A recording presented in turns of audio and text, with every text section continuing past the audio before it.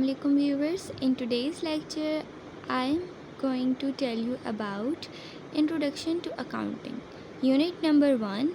And in this lecture, I will tell you about all the things you must know about as an accounting student. So let's start. So this video is basically divided into 6 headings. And firstly I will tell you about what is accounting. Accounting है क्या, accounting की basic definition क्या है. Then I will tell you about its characteristics, इसके features क्या हैं, इसकी limitations क्या हैं.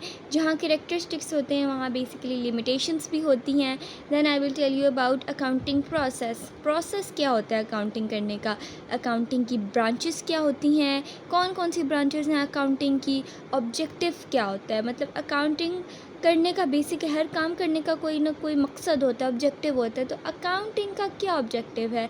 Then I will tell you about at the last user of accounting information. Accounting information collect जो लोग करते हैं, मतलब कि कौन लोग कलेक्ट करते हैं, यूज़र्स कौन है अकाउंटिंग इंफॉर्मेशन के. What is accounting. अकाउंटिंग क्या है. Definition of accounting. Accounting is the process of recording, summarizing, analyzing and reporting financial transaction of a business or individual. It helps in tracking income, expenses, assets and liabilities to make informed financial decision. इस definition से हमें ये पता चलता है decision making के लिए accounting इस्तेमाल होती है.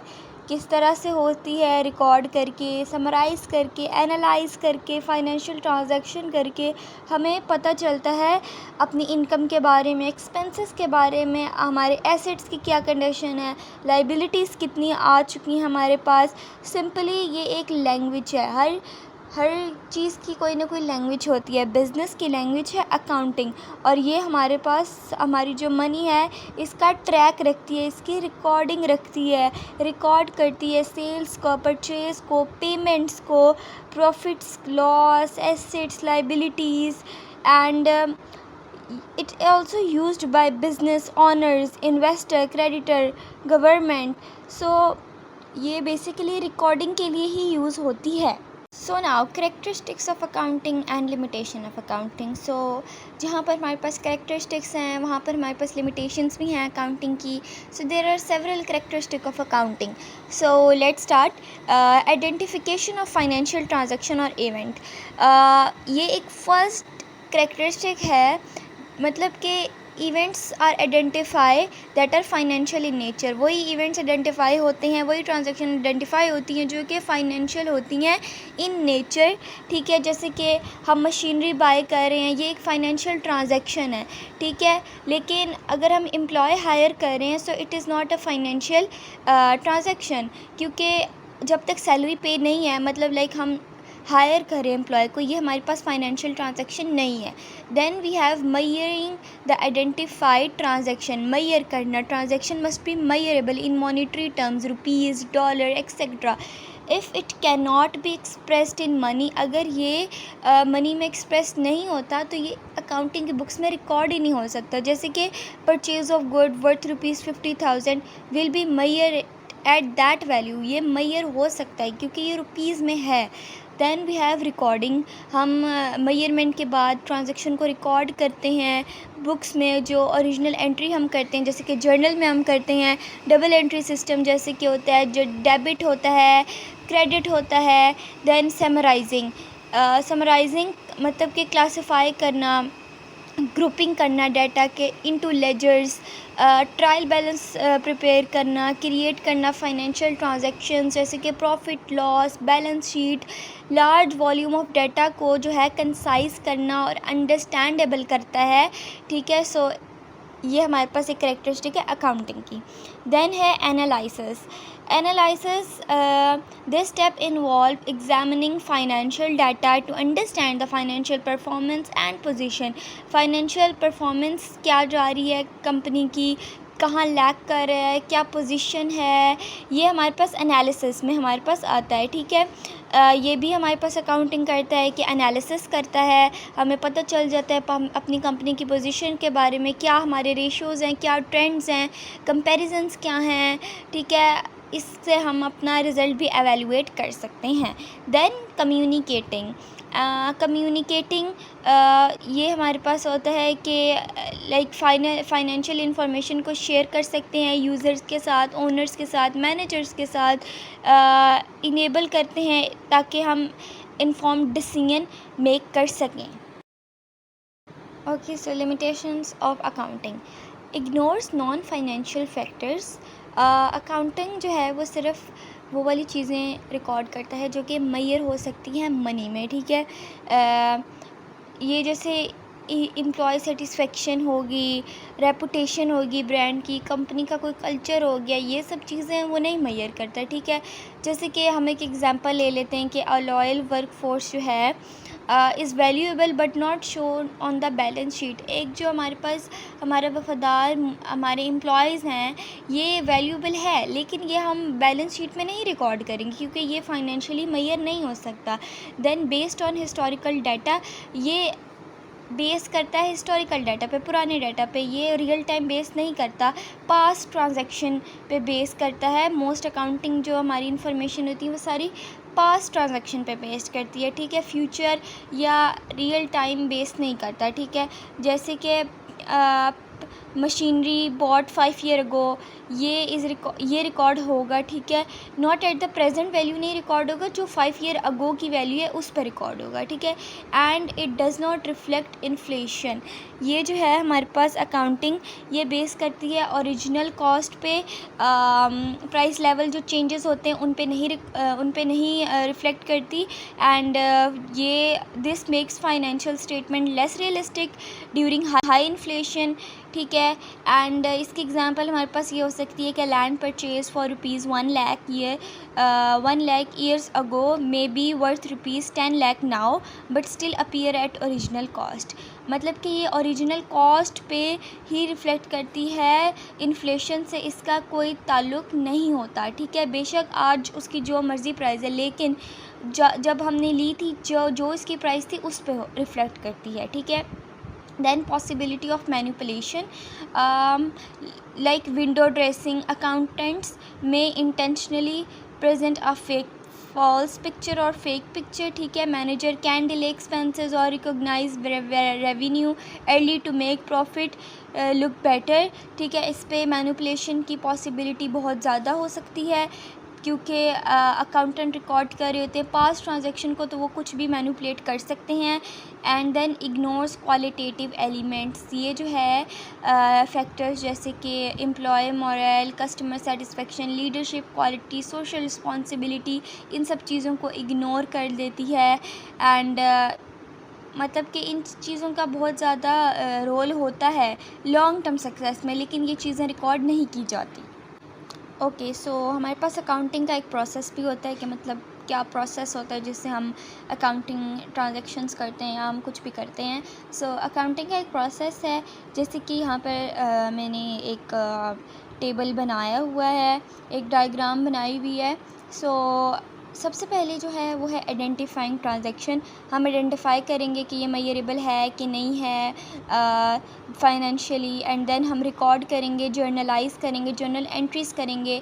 देन हम क्लासिफाइंग करेंगे, पोस्ट करेंगे इनटू लेजर में, बड़े डाटा को छोटा कर देंगे एंड अंडरस्टैंडेबल कर देंगे। देन हम समराइज़ करेंगे ट्रायल बैलेंस में, उससे हमें ज़्यादा क्लियर अंडरस्टैंडिंग हो जाएगी। दैन हम एडजस्टिंग एंट्रीज़ करेंगे, जिससे हमें बहुत सारी जो एंट्रीज़ जो हमसे मिस हो गई थी वो हम दोबारा से एडजस्ट करके एंट्रीज़ कर देंगे। फिर हम फाइनेंशियल स्टेटमेंट्स बनाएंगे जिसमें हमारे पास बहुत सारी स्टेटमेंट्स आ जाती हैं, इन प्रॉफिट एंड लॉस आ जाती है, बैलेंस शीट आ जाती है।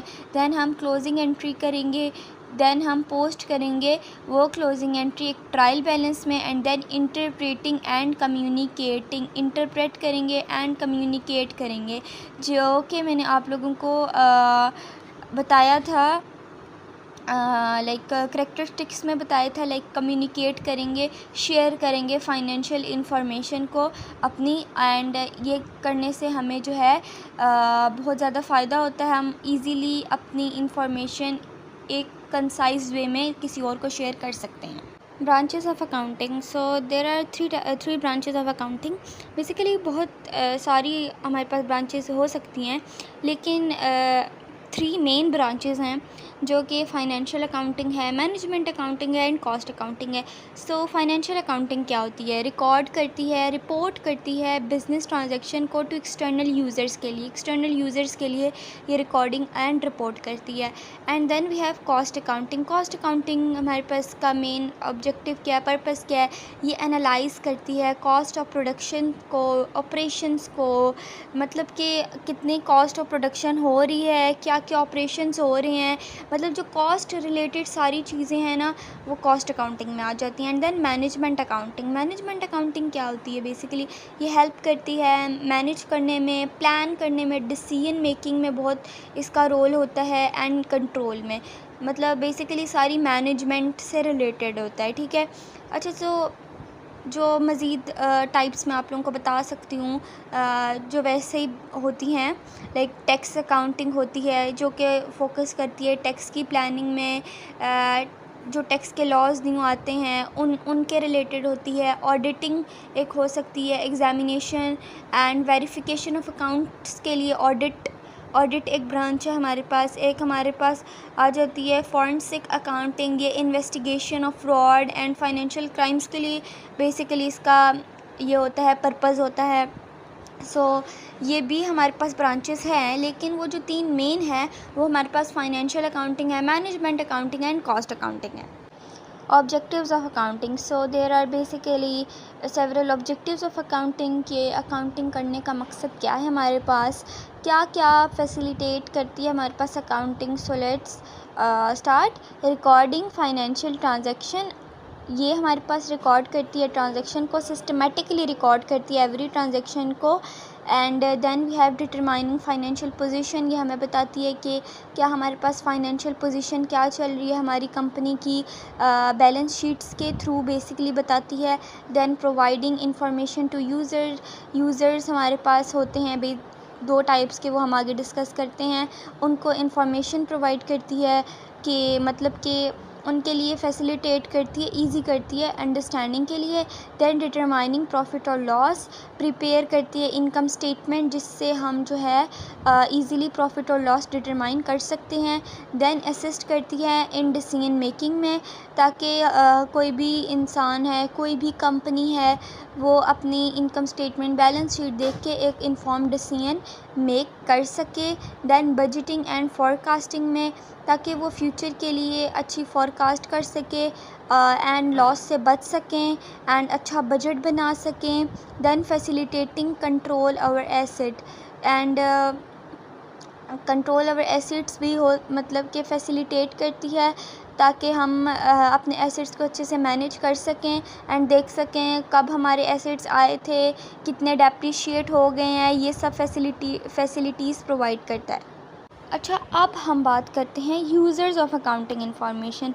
अकाउंटिंग इंफॉर्मेशन के यूज़र्स कौन है? मैंने आप लोगों को पहले बताया था कि अकाउंटिंग इंफॉर्मेशन के 2 यूज़र्स हैं। एक हमारे पास होते हैं इंटरनल यूज़र्स, एक हमारे पास होते हैं एक्सटर्नल यूज़र।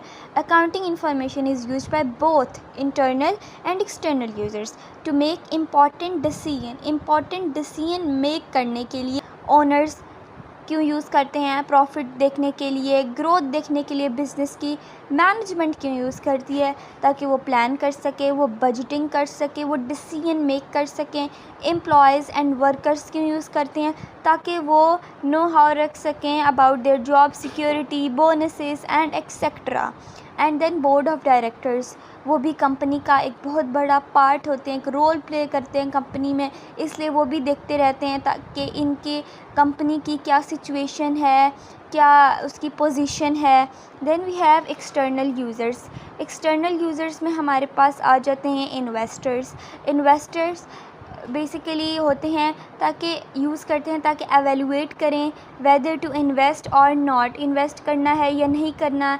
देन हमारे पास क्रेडिटर्स आ जाते हैं, क्रेडिटर्स टू, ताकि वो असेस कर सकें क्रेडिट वर्थीनेस के, यहाँ पर हम इनको मतलब कि क्रेडिट पर पैसे दे सकते हैं या नहीं दे सकते, वो एनालाइज़ करते हैं कि ये कंपनी क्या वर्थ इट है कि हम इनको क्रेडिट दे सकें या ना दे सकें।